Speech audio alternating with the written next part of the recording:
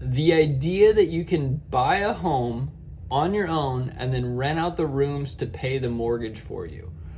House hacking. So this is something you hear a lot on social media right now. You got TikToks, you got YouTubes, you got Instagram. A lot of people are talking about the idea of house hacking and using someone that's living in your home, renting out a room from you to qualify you for a mortgage. Now, I'm here today to kind of talk you through the basics of what it looks like to house hack from a lender standpoint. Honestly, house hacking is such a great idea, and if you can find people that'll do it with you, it's awesome. It's awesome. The biggest myth that I want to debunk today is being able to use that renter of that room's income to help you qualify for a mortgage. So if you don't make enough to qualify for it on your own, can you use that borrower's income, the person that's renting out the room, can you use what you're getting from them in rental income to qualify you for a mortgage? So let's dive in today. Welcome to the Home Loan Channel. My name's Jake, Jake from Home Loans, as people know me.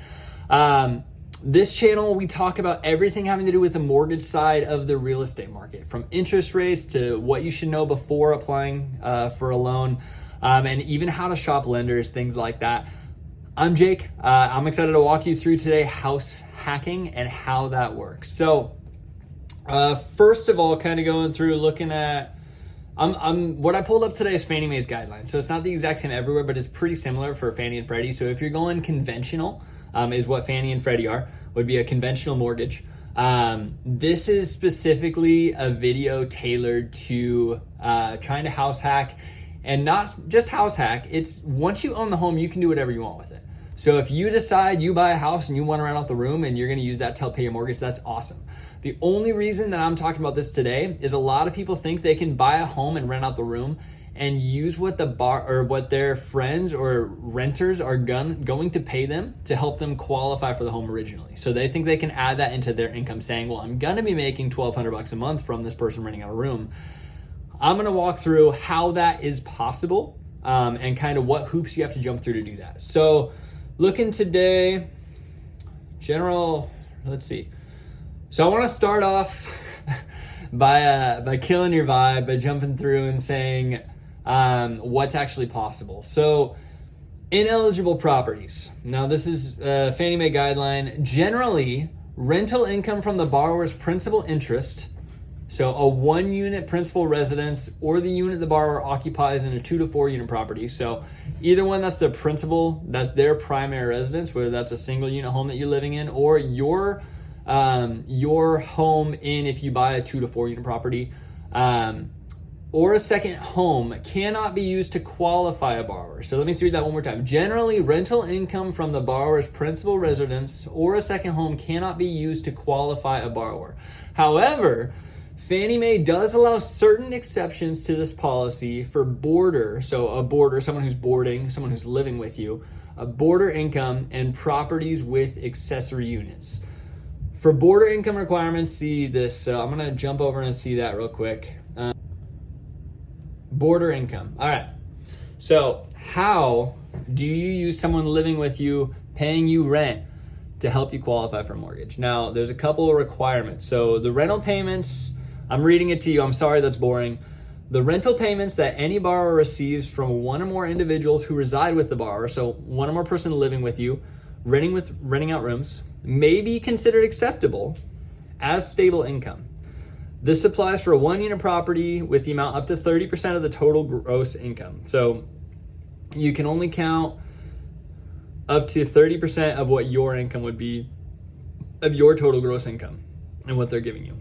So if you only make $2,000 a month, you could technically only use about 700-ish, a little less than that, like 650 from their rental income.